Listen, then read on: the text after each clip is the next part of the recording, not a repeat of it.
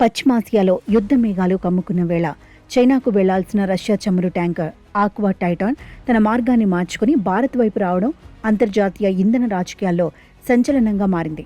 జనవరి చివర్లో రష్యాలోని ballistic see port నుండి చమురును లోడ్ చేసుకున్న ఈ భారీ నౌక వాస్తవానికి చైనాలోని రిజావో పోర్టుకు వెళ్లాల్సి ఉన్నప్పటికీ అనూహ్యంగా సౌత్ చైనా సముద్రంలో భారత్ వైపు మళ్లింది.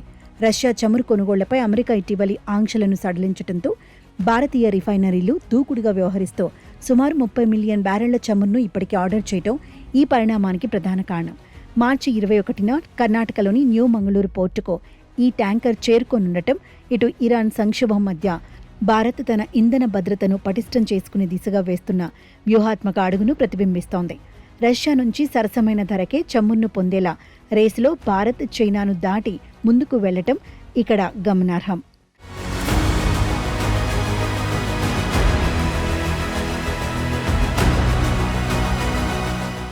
మరోవైపు ఇరాన్ యుద్ధ ఉద్రిక్తతల కారణంగా ప్రపంచ చమురు సరఫరాకు అత్యంత కీలకమైన హార్ముజ్ జలసంధి వద్ద యుద్ధ వాతావరణం నెలకొన్నప్పటికీ భారత్ తన కార్యకలాపాలను నిర్విరామంగా కొనసాగిస్తోంది.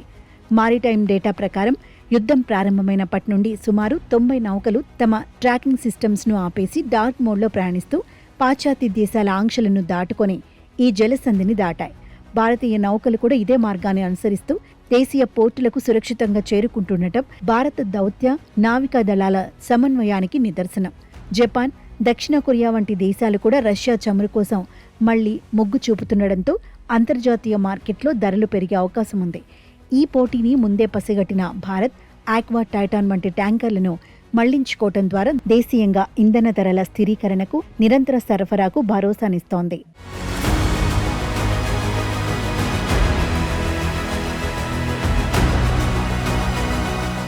యుద్ధాలు లేదా ప్రకృతి వైపరీత్యాల వంటి అత్యవసర సమయాల్లో చమురు కొరత ఏర్పడకుండా భారతదేశం తన వ్యూహాత్మక చమురు నిల్వలను భారీగా విస్తరిస్తోంది. ప్రస్తుతం మన దేశం తన అవసరాల కోసం 85% పైగా ముడి చమురును దిగుమతులపైనే ఆధారపడుతోంది. కాబట్టి ఈ నిల్వలు దేశ ఇంధన భద్రతకు వెన్నెముక వంటివి. ప్రస్తుతం భారత్కు 3 చోట్ల భూగర్భ శిలా గుహల్లో చమురు నిల్వ కేంద్రాలు ఉన్నాయి. వీటిని ISPRL నిర్వహిస్తోంది. విశాఖపట్నం 1.33 మిలియన్ మెట్రిక్ టన్నులు, మంగళూరు 1.5 MMT, కర్ణాటకలో 2.5 MMTగా ఉంది.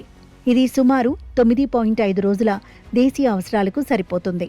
నిల్వ సామర్థ్యాన్ని మరింత పెంచేందుకు ప్రైవేట్ భాగస్వామ్యంతో ప్రభుత్వం 2వ దశలో 2 కొత్త ప్రాజెక్టులను చేపట్టింది. అంతర్జాతీయ ఇంధన సంస్థ ప్రమాణాల ప్రకారం ప్రతి దేశం కనీసం 90 రోజులకు సరిపడా చమురు నిల్వలను కలిగి ఉండాలి.